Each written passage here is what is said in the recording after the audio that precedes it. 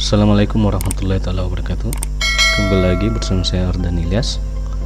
Di video kali ini kita akan membahas tentang fungsi dan definisi dari DNS. DNS sendiri itu adalah Domain Name System. Dia merupakan sistem penamaan hierarki dan desentralisasi untuk komputer, layanan atau sumber daya lain yang terhubung ke internet atau jaringan pribadi. Anda bisa baca semua definisi dan hal-hal yang terkait dengan DNS ini, tapi secara umum dia itu fungsinya untuk mentranslasikan dari IP address menjadi nama domain dan sebaliknya, karena di komputer dia hanya mengerti tentang IP address, sedangkan kita sebagai manusia kita akan kewalahan untuk menghafal semua nomor IP dari server yang ada. Jadi kita lebih dominan menghafal kata untuk mengingat alias atau penamaan dari server tersebut. Misalnya google.com, kita ketikkan google.com di web browser kita, sebenarnya dia google.com ini adalah wakil dari IP address untuk server Google. Bisa kita lihat di penunjang koneksi ping. Kita lihat di sini di google.com dia mempunyai salah satu IP address 172.168.104.102. Ini akan sangat ribet kalau kita mau menghafal semua ini. Bisa dilihat yang saya ketikkan di web browser itu IP ini yang muncul itu halaman Google, karena alamat IP tersebut merupakan alamat IP dari server Google. Di DNS sendiri untuk mengubah IP address ke dalam nama domain itu dilakukan di server ya, dan begitu pun sebaliknya. Ada istilah-istilah untuk translasi antara nama domain dengan IP address, itu bisa kalian baca di sini. Ada istilah untuk forward, di mana dia mengubah dari IP address menjadi nama domain, dan istilah reverse untuk kebalikannya. Jadi kalau kita ketikkan di sini google.com, sebenarnya ada proses untuk pencarian nama domain ini, siapa server apa yang punya alamat IP yang mana. Begitupun kalau kita misalnya ketikkan alamat IP-nya, dia akan mencari nama domain apa yang memiliki server ini, sehingga yang tampil di sini bukan lagi IP address dari server tersebut, melainkan nama domain yang kita kenal selama ini. Semua yang terhubung ke dalam internet, ke dalam jaringan yang mempunyai nama domain pasti memiliki namanya IP address. Facebook misalnya, Facebook memiliki alamat IP ini. Nah, kalau kita ketikkan di sini yang tampil itu adalah Facebook. Oke, sampai di sini untuk pengantar tentang DNS. Kita akan melihat cara pembuatan DNS di dalam project kita yang terakhir. Saya simpan dulu ini. Kemarin kita belajar tentang DHCP server ya. Saya simpan ini menjadi DNS. Kita sekarang belajar tentang DNS di server.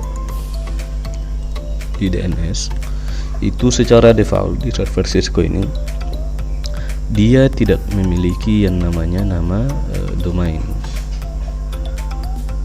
untuk DNS. Kita akan coba aktifkan di on, tambahkan misalnya SMKN Campalagian ca.id, alamat IP server kita 100.1.1. Oke, add, save. Oke. Kita akan lihat di DHCP kemarin, di DNS server kita akan masukkan alamat IP untuk server kita, sehingga klien ketika ingin mencari server kita tidak lagi menggunakan alamat IP ini, melainkan menggunakan service DNS yang sudah kita buat sebelumnya. Oke, kita akan tes di klien. Di laptop ini saya request alamat baru dari DHCP, dapat. Saya request juga konfigurasi DNS yang baru dari DHCP server kita. Bisa kita lihat DNS nya masih 0. Kita akan isikan dia secara manual dulu, atau kita akan tes dulu di sini. Kita akan akses seperti sebelumnya 101. Oke, connect. Apakah dengan nama ini dia terkoneksi atau tidak?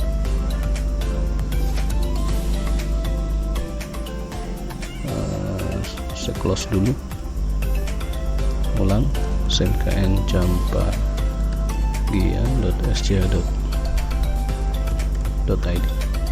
Go. Oke, biasanya ini lambat, itu menandakan bahwa dia belum terkoneksi ya. Kita akan masukkan DNS secara manual server kita satu-satu. Gateway-nya dikasih 0 saja dulu. Kita akan lihat apakah di sini sudah berfungsi. Sebelum masuk ke web browser, kita akan tes dulu di bagian ping. Ping IP server 123.100.111. Ya, request timeout. Kita akan lihat apakah kita dapat IP address. Tidak ya. Oke, ini kenapa? Kita akan lihat di bagian fast ethernet dapat IP address sekian di desktop command prompt. Oke, dapat DNS servernya itu smkn campalagian.sca.id.